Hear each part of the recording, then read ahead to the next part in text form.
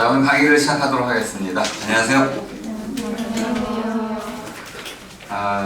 오늘은 이제 역사라는 주제를 가지고 토론을 해볼 텐데요. 독서 토론의 그 텍스트 논제는 삼국유사 역사서이다라는 주제입니다. 삼국유사가 역사서일까요? 아닐까요? 역사서라는 분도 있고 아니라는 분도 있네요. 그렇다면은 이 논란의 핵심은 역사가 뭔지를 이해하는 데 있습니다. 자, 오늘 제 강의는 역사에 대한 정의와 그를 둘러싼 여러 문제점들을 알아보는 데 있습니다. 여러분들 그 문제를 잘 이해하신 뒤에 삼국유사의 내용을 좀 살펴가시면서 삼국유사가 역사서인지 아닌지를 토론하시면 되겠습니다. 자, 그럼 이제 우리말 역사에 대해서 한번 살펴보도록 하겠습니다. 역자라는 거는 달력의 역자는 여기 날일자를 씁니다. 역사할 때 역자는 그칠 지자를 쓰는데 아주 쉬운 말이에요. 밟아 나가는 거죠. 쭉 이어나가는 게 아니고 밟아 나가는 거니까 이어나갈 때는 쉼이 없습니다. 그침이 없지만은 밟아 나갈 때는 두 발로 가니까 한 발 뛸 때 쉬고 멈추고 하는, 그죠? 징검다리식으로 밟아 나가는 거. 이것이 역의 의미이네요. 해가 아침에 떠가지고 점심 저녁을 가는데 쭉 이어지는 것이 아니고 아침, 점심, 저녁 이렇게 우리가 규정하는 것을 밟아 나간다, 역이라고 표현한다. 달력할 때 이 역자는 그 밟아 나가는 주체가 뭐라는 거야? 달이라는 거네요. 또는 이제 태양력으로 가면 해가 될 수도 있죠. 시리우스 역 같은 경우 만들어지면서 해로 바뀌게 되죠. 태초에는 다들 그 음력이라는 것을 가지고 달을 가지고 이렇게 세워 시간을 셌지만은 그 위에는 이 음력은 좀 부정확한 면들이 있었어요. 그래가지고 시리우스라는 가장 밝은 별을 기준으로 하다 보니까 그거를 가지고 할 때는 태양력으로 만들어서 이집트에서 태양력을 만들게 됐습니다. 그럼 사라는 건 무슨 뜻일까요? 가운데 중자를 이해하면 되네요. 아주 쉽습니다. 가운데 중. 가운데 중은 뭐예요?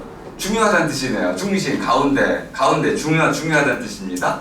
그 중요한 것을 왼쪽에 있는 요 삐침이 요게 요 삐침이 나뭇가지를 뜻해. 그러니까 나뭇가지 또는 돌멩이 또는 숫자라고 이해하시면 되겠어요. 하나, 둘, 셋, 넷, 세는 거죠. 중요한 것들을 쭉 늘어놓는 거, 이것이 사네요. 그러니까 사라는 것은 사람이 살면서 경험했던 어떤 중요한 일들 가운데, 사건들 가운데 중요한 것들만을 늘어놓는 거. 그리고 이제 중요한 내용은 천관 또는 천문이라는 이런 아주 중요한 직책이 있었습니다. 이들이 주로 했던 것이 바로 하늘의 일과 나라의 일을 모두 같이, 그래서 가뭄이 온다든지 홍수가 온다든지 또는 유성이 떨어진다든지 이런 것들을 기록해서 나라의 일, 흥망성쇠와 연결시켜서 기록하는 작업을 했던 것이죠. 이것이 원류입니다. 근데 영어로 보니까 히스토리는 좀 다르네요. 밟아 나간다라기보다는 히스토리는 기본적으로 이야기라는 뜻입니다. 그럼 이야기를 뜻하는 서양의 세 가지 낱말이 있는데 첫 번째는 미토스, 그리고 미스, 신화라고 번역한 용어인데 미토스라는 것은 밑도 끝도 없는 이야기란 뜻입니다. 이야기 중에 세 종류가 있다는 거야. 첫 번째는 미토스, 밑도 끝도 없는 이야기. 옛날 옛적에 어떤 때? 옛날 옛적에 호랑이?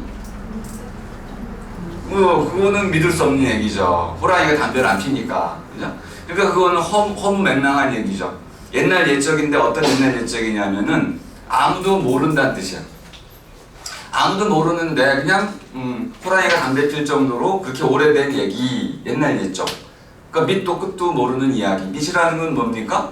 어떤 것이 시작되는 자리. 끝이라는 건 뭐야? 어떤 것이 끝나는 자리. 그러니까 밑도 끝도 언제 시작됐는지 언제 끝나는지도 모르는 이런 것에 관한 이야기는 미토스. 근데 주로 그것이 어떤 근원적인 유래에 관한 설명들이잖아요. 그러니까 신화. 신이 이 세상을 만드는 과정, 또 인간이 어떻게 만드는 과정, 인간이 죄를 범해서 어떻게 죽는 과정, 이런 것들은 우리가 알 수 없는 영역이기 때문에 주로 신들에 의해서 기술됐습니다. 신을 주인공으로 해서. 그러니까 미토스의 주제는 주로 신과 인간 사이의 관계, 이렇게 되어 있네요. 두 번째는 로고스라는 것이 있습니다. 로고스는 우리가 말, 이렇게 번역을 많이 해왔는데 로고스는 근거를 갖추고 있는 말, 말이 되는 말, 또는 가장 중요한 게 뭐냐면 증명 가능한 말입니다. 해가 어떻게 뜨나요? 봄, 여름, 가을, 겨울이 순환하니까. 봄, 여름, 가을, 겨울은 왜 순환하나요?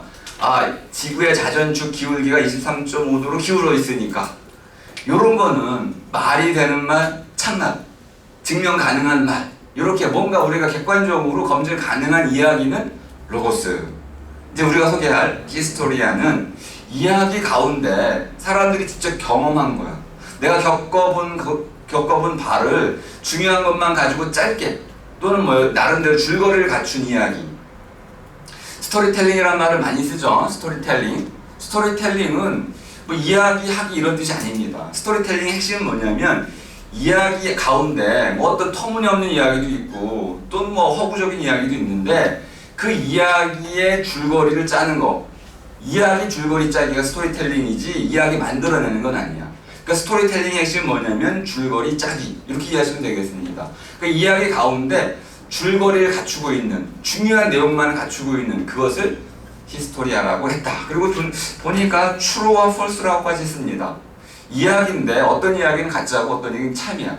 그러니까 참인 이야기들만을 모아놓은 거죠. 근데 이 참인 이야기는 모아놨는데 기본적으로 내러티브라고 했으니까 내러티브는 우리말로 그냥 이야기라고 생각하시면 됩니다. 히스토리도 이야기고 내러티브도 이야기고 좀 헷갈리는 면이 있는데요. 자, 중요한 내용이 하나 나왔습니다. inquiry는 파고 들어가는, 탐구하는 거죠.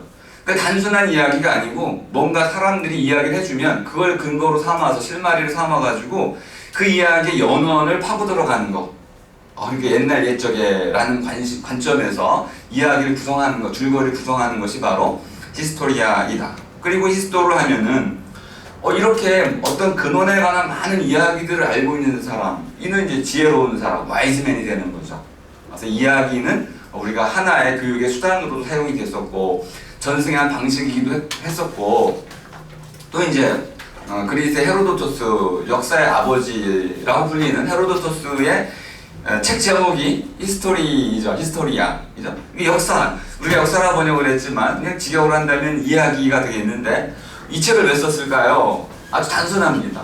사람들이 전쟁을 많이 하고 있는데 이 전쟁이 얼마나 끔찍합니까? 그런데 전쟁이 끝난 지 얼마 안 돼도 또 전쟁하자고 그래. 이 전쟁의 끔찍함을 자꾸 잊어버려 사람들이. 그래서 사람들에게 이런 걸 잊지 말도록 독려하기 위해서, 잊지 않도록 해주기 위해서 이야기를 지었다. 모았다라고 하는 게 좋습니다. 발품을 팔아가지고 페니키아, 마케도니아, 이집트 전 지역, 지중해 연안 전부 돌아다니면서 체록을 한 거죠. 누구처럼? 이련처럼. 전국을 돌아다니면서 이야기를 모았습니다. 근데 모으다 보니까 어떤 이야기는 틀렸고 어떤 이야기는 참이고 어떤 이야기는 어떤 게 더 참인지 알 수가 없고 비교하는 거죠. 그 중에 이제 한 가지의 이야기, 가장 참이다라고 여겨진 이야기만을 모아서 히스토리아라고 묶은 거죠. 자, 근데 서술 방법이 중요합니다. 그 이전에는요, 중요한 내용들은 전부 서사시 형태로 글이 쓰였어요.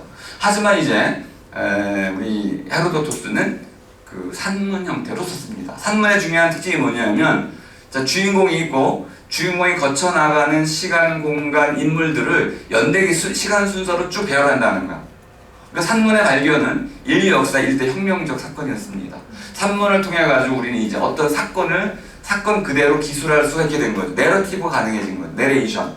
그 전에는 그냥 찬가 같은 힘내, 찬가에는 시간 공간이 필요가 없습니다. 어떤 업적을 기리는 것이죠. 근데 이 산문에는 반대로 업적을 기리는 게 중요한 게 아니고 기록하는 게 중요한 거죠. 그때는 시간, 공간, 인물, 사건, 순서 이런 것들이 중요해지는 거죠. 역사가 탄생될 수 있는 중요한 원인 중에 하나는 산문이 발견된 것이다. 이거는 창안됐다고도 할 수 있고 발견됐다고도 할 수 있습니다. 자, 그럼 이 히스토리아를 왜 썼을까요? 보니까 신화와 달리 과거라는 말이 들어옵니다. 지나간 시절에, 지나간 때의 사건들, 인물들, 그들을 기록해 주는 거. 그래서 뭘 합니까? 땅 위에 사는 인간들의 행동을 연구해서 다시는 어리석은 짓을 하지 않도록 하는 것이다. 자, 그런데 우리 동양에서는 중국의 사마천에 사기가 있습니다. 헤로도토스 능가하는 그런 책이라고 볼 수 있는데요. 저술 목표를 보니까 좀 특이하네요. 잊지 않기 위해서라기보다는 중요한 내용이 인간과 하늘의 관계를 규명한다. 삶의 원리라고 이해하시면 되겠습니다. 사람은 어떻게 살아야 될까요? 삶의 원리를 구명하기 위해서. 그러면 어떻게 성공적인 삶도 그려주고 실패한 사람의 삶도 그려주고 다양한 사람들의 삶이 나오겠네요. 열전, 70명의 주인공들을 등장시켜서 열전이라는 형태로 다양한 사람들의 삶의 모습을 적나라하게 그려줍니다. 그 배경에서부터 인물됨까지. 그리고 더 나아가서 이제 복음의 변화를 통관, 하나로 꿰뚫어 알게 해주는 거죠. 그러니까 어떤 일이 왜 벌어졌는지를 하나의 인과적 서술은 아니지만은 과거로부터 현대로 이루어지는 어떤 관통되는 하나로 꿰뚫어질 수 있는 어떤 사건들을 기술해 주는 것. 관점도 필요했고 또 사건의 나열도 필요한 것이고, 자 그러다 보니까 기본적으로 기전체라는 형식을 사용하게 됐습니다. 단순한 산문이 아니고 이것보다 한 단계 더 업그레이드 됐네요. 기전체라는 건 뭐냐면, 기라는 거는 별이와 관련된, 별이 그물이 있으면은 그물 코들이 있죠. 이 모든 그물 코드를 하나로 쭉 이어주는 중심이 되는 줄, 그걸 별이라고 그러죠. 그러니까 별이만 있으면, 별이만 당기면 그물 전체를 끌어올릴 수 있는 거죠. 요 별이의 개념을 가지고 역사를 서술했네요.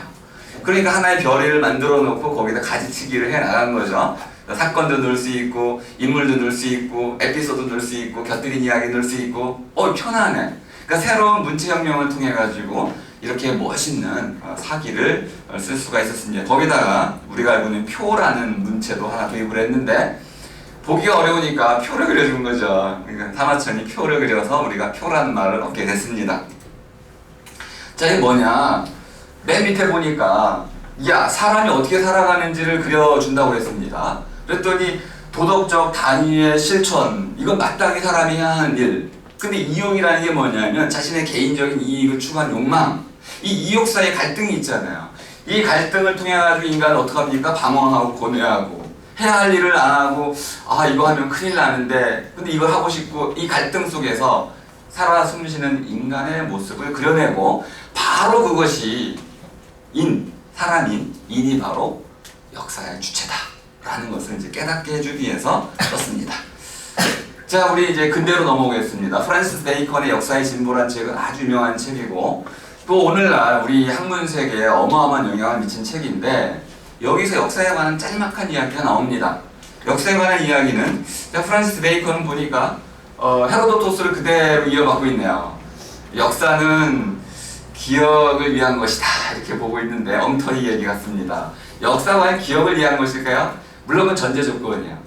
과거의 사실을 기록해두는 것, 기억해두는 것은 역사의 첫 번째 목적이긴 한데 과연 그것이 주된 목적인지는 생각해 봐야 됩니다. 오늘의 토론 주제와 관련되어 있습니다. 과연 기록과 기억만이 역사의 주된 목적이냐, 아니면은 사마천이 말하는 것처럼 어떤 교훈도 주고 삶의 어떤 변화도 설명하고 고뇌도 설명하는 이런 어떻게 살아야 하는지에 대한 이야기까지 해줘야 되는지, 역사의 범위를 어디까지 잡을 수 있는지, 이게 오늘의 주제입니다. 자, 프란시스 베이컨은 세 가지로 나눴는데 연대기, 전기, 보고. 근데 밑에 이제 릴레이션스, 보고를 좀 특이하게 번역을 했죠. 제가 두 가지 이해가 됩니다. 전기라든지 서상이 이해되는데, 보고, 릴레이션은 뭐냐면 프란시스 베이컨은 경험론자입니다. 경험론자이지만 단순한 경험론자가 아니고 경험적 사실들을 모아서 하나의 법칙, 인과 법칙을 만들어야 된다고 보는 경험론자죠. 그렇다면 이 관계, 서로서로 얽혀있는 관계를 하나의 관계로, 법칙으로 이끌어내는 것, 이것이 바로 프란시스 베이컨이 이해했던, 그러니까 단순히 기억만을 이해한 것은 아니었네요. 기억을 해주는 걸 목표로 하지만은 쭉 내려가다 보니까 결국은 관계를 밝히는 것, 왜 우리가 이렇게 살아가고 있을까요?에 대한 역사적인 어떤 원칙, 법칙을 찾아내고자 했던 거네요. 자, 이걸 가장 잘 드러냈던 역사학자면은 당연히 누굽니까? 네, 아놀드 토인비, 유대인입니다. 아놀드 토인비가 나온 배경에는 그의 현실이 있었죠. 일단 그의 현실을 지배했던 것은 유대인이라는 거였습니다. 유대인이 어떤 그 고통을 받았는지 여러분 잘 아시죠? 1차 대전, 2차 대전, 그 이전부터 유대인들은 주로 떠돌이 생활을 할 수밖에 없었고 국적도 없었고, 그런데 그들이 주로 했던 것은 은행업이었습니다. 19세기 말부터 이제 자본주의가 본격화되면서 유럽 전역에 은행들이 들어섰는데 기독교인들은 이 고리대금업을 죄악시했기 때문에 기독교인들은 은행업에 진출하지 않았어요. 근데 유대인들은 유대교는 그것을 쥐약시하지 않았기 때문에 많은 유대인들이 은행업에 진출을 했고 자본주의를 이끌어갔죠. 근데 그들이 가끔은요 고리대금업을 합니다. 40%의 이자를 떼어가네요. 그러면 이제 유대인들이 지탄의 대상이 되는 이유를 알 수 있습니다. 이거 뭐 대부업체도 아니고 뭐 고리대금업도 아니고 이야 은행이 이렇게 많이, 그런데 그 무시하고 멸시하던 유대인들한테 돈을 빌려야 되니까 속상한 거죠. 자존심 상한 거죠. 유대인들이 여러 가지로 문제를 일으켰었는데 어쨌든 그 여러 가지 문제점들을 한꺼번에 전쟁이라는 광기의 시대를 통해 가지고 유대인 학살이라는 쪽으로 몰고 갔습니다. 그런데 여기에는 아주 중요한 역사 이론 하나가 밑받침이 되어 있었어요. 프랑스 백적인 고비노라는 사람이 역사의 주체는 인종이다, 문화다 이렇게 얘기하는 거죠. 역사의 주체가 누구냐? 역사는 누구에 의해서 만들어지느냐? 인종에 의해서 만들어진다는 거야. 그러면 역사의 발전의 원리는 문화인데 이 문화를 창조하는 인종이 있고 이 문화를 보존하는 인종이 있고 그렇지 않은 인종이 있다는 거야. 자, 문화를 창조하는 인종은 게르만족입니다. 블론디족이죠. 금발에 푸른 눈에 흰 피부에 키도 크고 멋있고, 제가 본 네덜란드의 그 게르만 남자는 청소를 하고 있더라고요, 길거리에. 제가 이제 그 게르만의 이제 문화 창조라는 개념에 대해서 찬성을 하는데, 근데 게르만만 문화 창조하지 않는다는 거를 또 고비노가 몰랐던 거죠. 흑인에게도 문화가 있고 인디안에게도 찬란한 문화가 있고 한민족에 뭐 누구 어떤 민족 어떤 인종 어떤 민족 어떤 국가에도 문화가 있습니다. 그러니까 문화의 차이를 무시했던 것이죠. 다양성을 보지 못했던 그런 이제 편협한 인물이라고 이해가 되는데, 어쨌든 그 당시에 이런 유대인에 대한 반감 때문에 이런 이론들이 만들어졌습니다. 그리고 이것이 아시안 러시아는 문화를 보존한다, 유대인은 문화를 파괴한다, 역사의 발전을 위해서 문화의 진보를 위해서는 유대인을 없애야 된다, 이런 이제 엉뚱한 정치적 논리로 비화가 됩니다. 그리고 이제 이러한 이론의 밑바탕에는 언어학 이론이라는 엉터리 이론이 또 깔려 있는데요. 언어학과 뭐 예를 들어 역사학 무슨 관계가 있을까요? 그 두 이론 사이에는 아무 관계가 없는데 단일 인종설이라는 개념을 이제 끌고 들어올 때 이제 언어학 이론을 가지고 근거를 제시했어요. 그래서 인도 유러피안 어족이다라는, 인도 어족이라는 그리스어, 독일어, 프랑스어, 영국, 잉글리시 전부 다가 인도 언어에 기원을 두고 있다. 그래서 뿌리가 같다. 이걸 가지고 이제 인종에도 하나의 뿌리가 있다. 근데 유대인들은 이 뿌리에서 벗어난다. 이렇게 되는 거죠. 정치적으로 악용이 되는 하나 일련의 이제 학문적인 미스테이크가 저질러집니다. 이거에 대해서 토인비가 맞서 싸우는 거죠. 역사가 뭐냐? 첫 번째 질문은 그거였습니다. 과연 역사의 주체는 누구일까요? 우리 단재 신채호 선생은 역사의 주체는 아라고 분명히 명시를 했습니다. 아와 비아의 투쟁. 가만히 보니까 결국은 도전과 응전이라는 토인비 얘기를 갖다 쓴 거네요. 그럼 아와 비아의 투쟁할 때 아는 뭐냐? 민족을 얘기합니다. 그 토인비를 오해하는 거네요. 토인비는 역사의 주체는 민족도, 인종도, 국가도 아니고 처음으로 새로운 개념을 가지고 들어옵니다. 소사이어티다. 우리가 이걸 사회라고 번역을 했지만은 사회란 말은 적절한 번역은 아닙니다. 사자를 이해하면 더 이상한 번역이 됐는데요. 어쨌든 사회보다는 여러분이 이해하는 동아리가 좀 더 정확합니다. 크게 확대된 동아리, 이것이 이제 소사이어티다. 저 같은 경우는 모여살이라고 합니다. 모여살이는 복합 정체성을 이루고 있습니다. 남녀, 어린아이, 늙은이, 돈 많은 사람, 가난한 사람, 신분이 높은 사람 전부 한꺼번에 모여 살죠. 복잡합니다. 일단 기본적으로. 그러니까 그건 단일성이라는 게 없어요. 다양성이 핵심이고 복합 정체성이 핵심인데 이 모여살이. 근데 모여살이는 일종의 지역이라든지 땅이라든지 어떤 특정한 방식으로 모임이, 울타리가 있어야 되는 거죠. 울이라고 말할 수 있는 그런 울타리가 있어야 됩니다.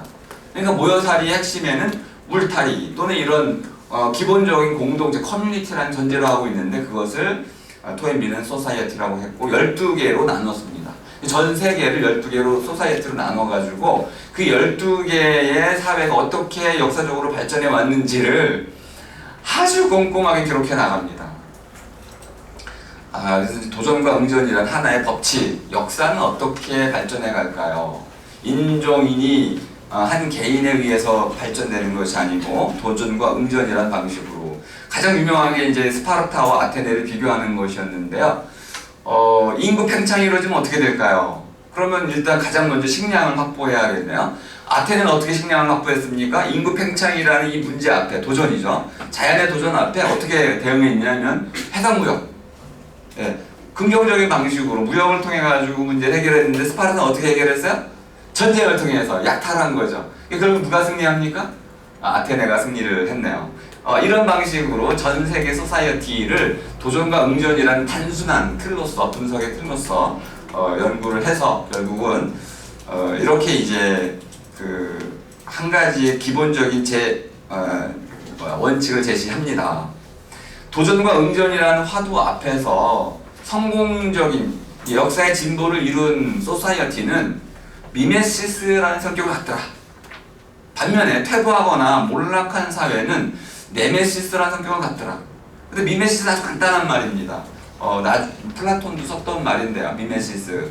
우리가 모방이라고 번역을 했는데 모방은 그것도 나쁜 번역은 아니야. 닮은 꼴 또는 이제 아버지를 닮아 나간다. 딸이 엄마를 닮아 나가는 거. 제자들이 스승을 닮아 나가는 거. 이게 미메시스입니다. 닮아 나가기.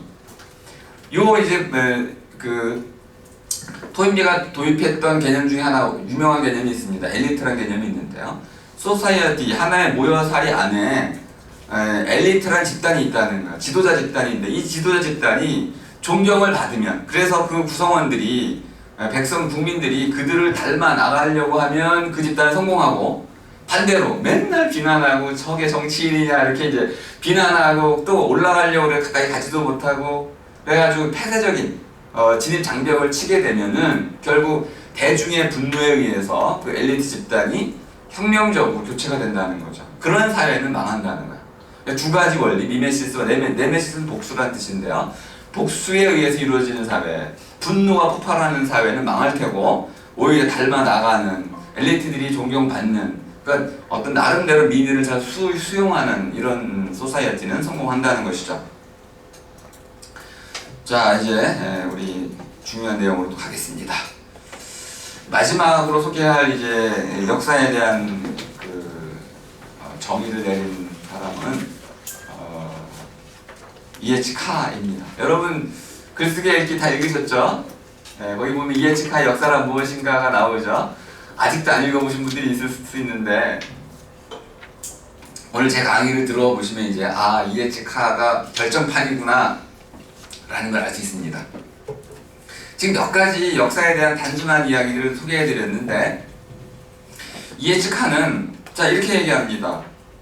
과거에 대한 사실과 과거에 대한 사실, 역사적 사실은 다르다. 이게 핵심입니다. 역사가 뭘까요?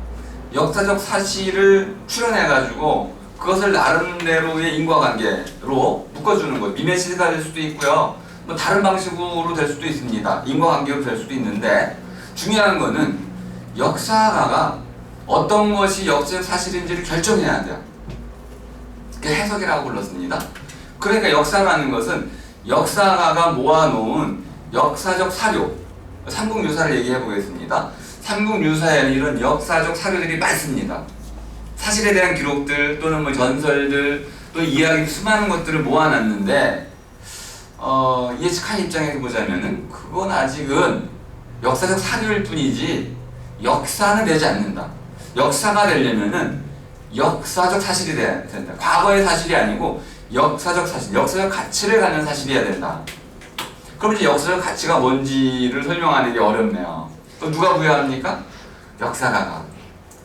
근데 역사가 혼자 그걸 부여하는 건 아니고 한 명의 역사가가 나름대로 하나의 주어진 역사적 과거에 대해서 이것이 역사적으로 가치가 있다라고 제기를 했을 때 역사학계 전체가 이것을 받아들이면 교과서에 실리게 되죠. 그럼 그때 이제 그것이 하나의 역사적 사실로 인정을 받게 된다. 하지만 뒤에 누군가가 이것이 잘못됐다. 독도에 관한 문제가 그런 겁니다. 식민사관을 갖고 있는 사람과 그렇지 않은 사람 사이에는 독도를 바라보는 또는 한국의 근대화를 바라보는 시각 자체가 다르죠.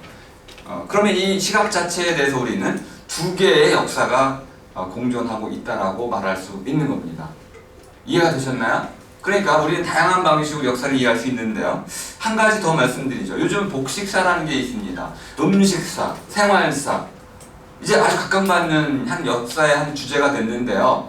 생활사는 뭘 다루나요? 생활의 양상들을 다루죠. 복식사는요. 복식의 문제를 다룹니다.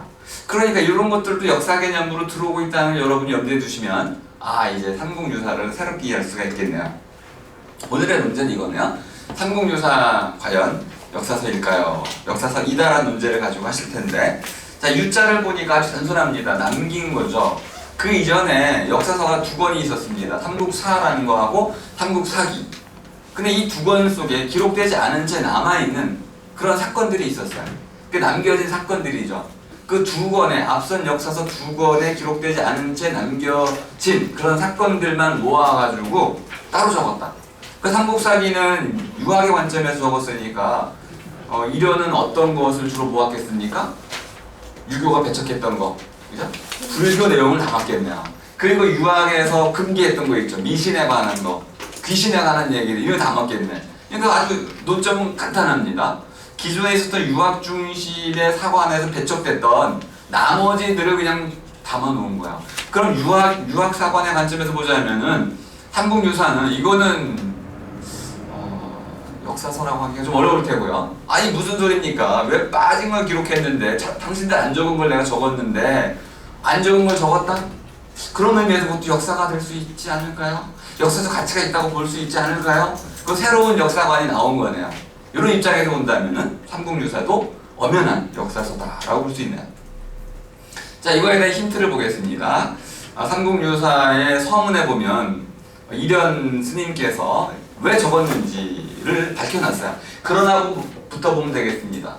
그러나 부분 보니까 역사의 두 측면이 있는 것 같더라. 하나는 드러난 제왕들의 모습이 있는 반면에 그 제왕들이 일어날 때에 숨겨진 모습들이 있더라. 그게 뭐냐면은 그 개구리들이 나와가지고 죽는다든지, 물고기 떼가 나와서 죽는다든지, 파리 떼가 들끓는다든지, 가뭄이 일어난다든지, 독수리가 빙빙 돈다든지, 수많은 자연적인 이런 계시들이 있었더라. 근데 이것들을 우리는 과연 기록할 만한 가치가 없는 것으로 버려야 되는지, 아니면 이것도 역사의 한 장으로, 귀신도 우리 역사에 들어와야 되는지, 이 미물조차도 우리 역사에 들어와야 되는지, 이련 스님은 그런 미물조차도 역사에 들어와야 된다고 본 거죠.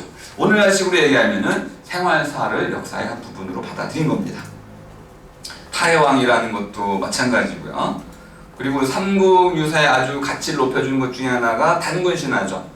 단군신화는 원래 제목이 없었습니다. 제목이 없는데 일본 학자들이 단군신화라고 붙였어요. 우리말에는 신화란 말이 없었습니다. 우리가 썼던 말들은 주로 서사, 무가, 본풀이라는 말로 썼었어요. 우리는 본풀이 또는 무가라고 썼었는데 일본 학자들이 신화라고 번역하면서 단군신화라고 붙였는데, 단군신화라는 내용을 잘 보면 단군에 관한 내용은 밑에 세 줄 정도 되고요. 나머지 전부는 무슨 내용이야? 환웅에 관한 얘기입니다. 그러면 이름을 붙여도 단군은 신이 아니죠. 그러면 환웅이 신이니까 환웅신화 이렇게 하든지, 굳이 한다면은 환웅 이야기 정도로 한다든지 이렇게 했어야 된다는 걸 알 수 있습니다. 그러니까 격을 완전히 낮춰놓은 거죠. 신에 관한 이야기, 제우스에 관한 이야기를 제우스가 이렇게 관계한 한 여인의 이야기로 낮춰놓는 게 어디 있습니까? 이거는 완전 잘못된 명명법이라는 걸 알 수 있습니다. 그리고 환웅 이야기라고 바꿔놔야 될 것 같습니다. 자, 이런 이야기들을 쭉 썰어놓고 아래 관한 이야기, 여러분이 이제 신화 얘기를 공부해 보신 분들은 아실 거예요. 그죠? 그리스 신화, 특히 오르페우스 종교 이야기만 여러분이 공부해 봤어도 오르페우스의 수많은 알 얘기가 나오고, 심지어 아리스토파네스는 새라는 작품을 썼는데 거기에 계속 알이 나오잖아요. 알은 무슨 상징이냐면 하늘과 땅, 신과 인간을 이어주는 중간계, 천사 같은 거예요. 그러니까 새라든지 알이라든지 이것은 신성을 나타내는 상징물입니다. 그러니까 삼국유사에 알 얘기, 새 얘기가 많이 나오는 이유를 알 수 있죠. 그 다음에 처용가, 노래도 실려있고, 그죠? 서동요 같은 것도 실려있고, 참기파랑가 이런 것도 실려있고, 어이구, 이런 게 다 실려있어요. 과연 이것도 그러면은, 제가 좋아하는 도화녀. 도화녀는 제가 보기에는 이제 잘 알려져 있지 않은데, 비영당. 도화녀는 아주 아리따운 여인인데, 그 진지대왕이 길을 가다가 도화녀를 딱 보고 반했어요. 근데 화랑새기라는 책을 보면 이런 일이 흔했다는 걸 알 수 있습니다. 가다가 반하면 신라 시대는 only love야. 사랑이면 모든 게 용서되는 시대거든요. 왕이 이제 그 왕비 외에 또 한 명의 첩을 들이면 그걸 이제 궁주라고 불렀는데 궁을 하나 줘주고 그 안에 궁주가 살아. 근데 왕은 거기 같이 안 삽니다. 왕궁에 사니까. 근데 이 궁주가 사는 그 궁궐에는 꼭 누가 있냐면은 담치기 하는 놈들이 있어. 이쁜 화랑들이 들어와가지고 궁주의 사랑을 이제 애걸복걸하는 거죠. 궁주가 받아줘서 궁주가 애를 가지면 왕이 묻습니다. 너 그 화랑하고 사랑하는 사이냐? 그러면 궁주가 예만 하면은 모든 게 용서가 돼. 그 화랑새기 보면 우리가 보기엔 좀 음란해 보이기도 하고 그렇습니다. 근데 이 과정을 이해해야만 이 도화녀를 이해할 수 있는데 가다가 진지대왕이 이야 너 이쁘다 너 궁으로 와라. 그래서 오라고 하고 갔죠. 수청을 들라. 갑자기 도화녀가 딱 거부하는 거예요. 나는 지아비가 있으니 안 돼요.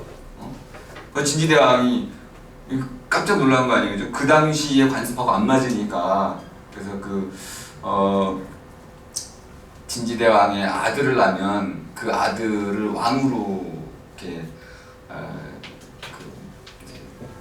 삼을 수도 있을 만큼 그 당시 이런 우리가 얘기하는 이런 가족 개념이 좀 달랐어요. 그러니까 우리가 신라를 잘못 알고 있는 것인데 이 얘기하려고 하는 건 아니고 이 도화녀가 그런데 거부를 했는데 진지대왕이 도화녀를 존중해서 그래 돌아가라. 대신 네 남편이 죽으면 그때는 나랑 강교할 수 있느냐?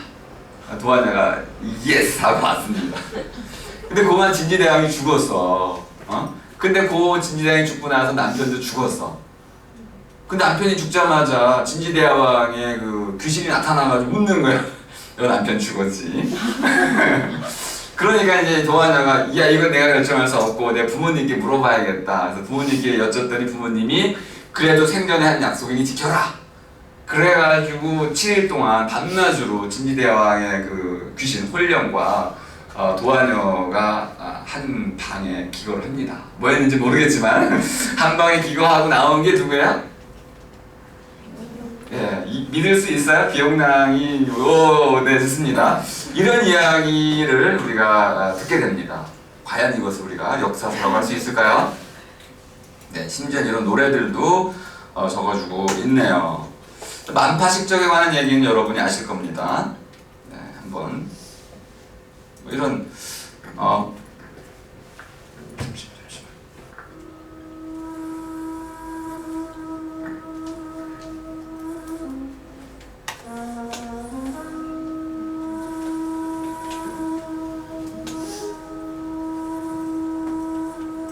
자 이런 이야기들 연호랑 세원이에 관한 얘기를 요즘 새롭게 조명받고 있는 이야기입니다.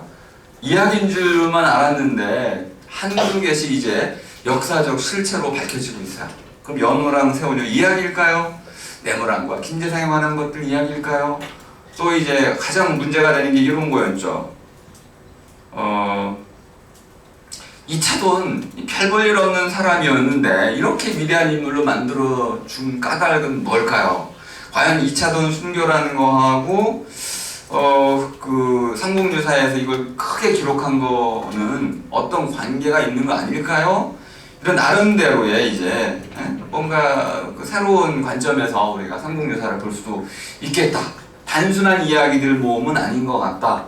귀신에 관한 이야기, 미물에 관한 이야기들 이런 것들이 단순한 이야기들은 아니고 그 시대의 어떤 것을 우리에게 전달해 주기 위한 건 아니었을까요? 라는 새로운 관점에서 삼국유사를 볼 수도 있겠다. 그래서 이제 고민이 또 생깁니다.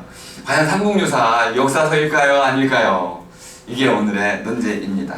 자, 오늘의 강의는 이것으로 마치도록 하겠습니다. 고맙습니다.